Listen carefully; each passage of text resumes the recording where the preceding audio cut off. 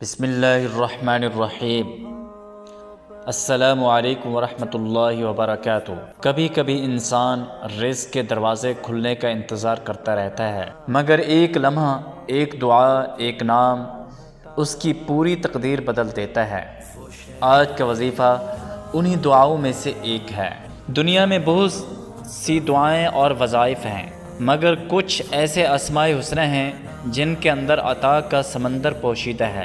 آج میں آپ کو اللہ تعالیٰ کے 3 ایسے نام بتاؤں گا جنہیں پڑھنے سے رزق صرف بڑھتا نہیں بلکہ بند اسباب بھی خود بخود کھلنا شروع ہو جاتے ہیں۔ وظیفہ، اب یہ آپ نے وظیفہ کیسے کرنا ہے؟ یا وہاب، یا غنی، یا مغنی، یہ 3 لفظ ہیں۔ یہ 3 نام اللہ تعالیٰ کی عظیم صفات ہیں۔ الوہاب، جو چاہے بغیر حساب کے عطا کرے۔ الغنی، جو بے نیاز بھی ہے اور بے نیاز عطا کرنے والا بھی۔ المغنی، جو اپنے بندے کو غنی، مضبوط اور بے محتاج کر دیتا ہے۔ جب یہ 3 نام جمع ہو جائیں تو دعا ایسی بنتی ہے کہ تقدیر کے دروازے خود بخود کھلتے جاتے ہیں۔ اب اس کا طریقہ کیا ہے؟ یہ تو تھا وظیفہ، یہ 3 لفظ، یا وہاب، یا غنی، یا مغنی، یہ 3 لفظ ہیں۔ تو اب اس کا طریقہ کار کیا ہے؟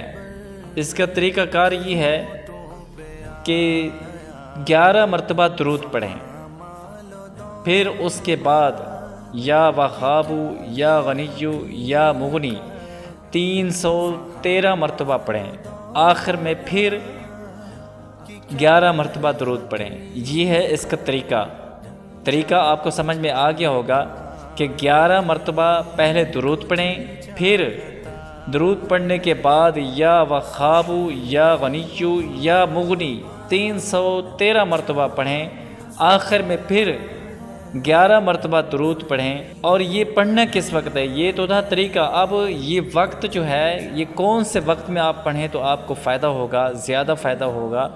فجر کے بعد یا عشاء کے بعد؟ فجر کی نماز کے بعد یا عشاء کی نماز کے بعد؟ لیکن اگر مشکل ہو کسی بھی وقت پڑھ سکتے ہیں۔ اب نیت یہ کریں، کس نیت سے پڑھیں؟ بس دل میں ایک ہی دعا ہو، اے اللہ مجھے اپنا فضل عطا فرما، میرے رزق کے تمام دروازے کھول دے، مجھے لوگوں کا محتاج نہ رہنے دے۔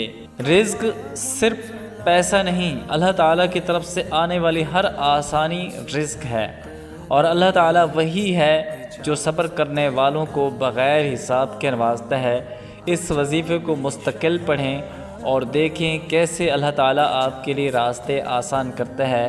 اللہ تعالیٰ آپ کے رزق میں برکت دے، آسانیاں عطا فرمائے اور آپ کو غنی بنا دے۔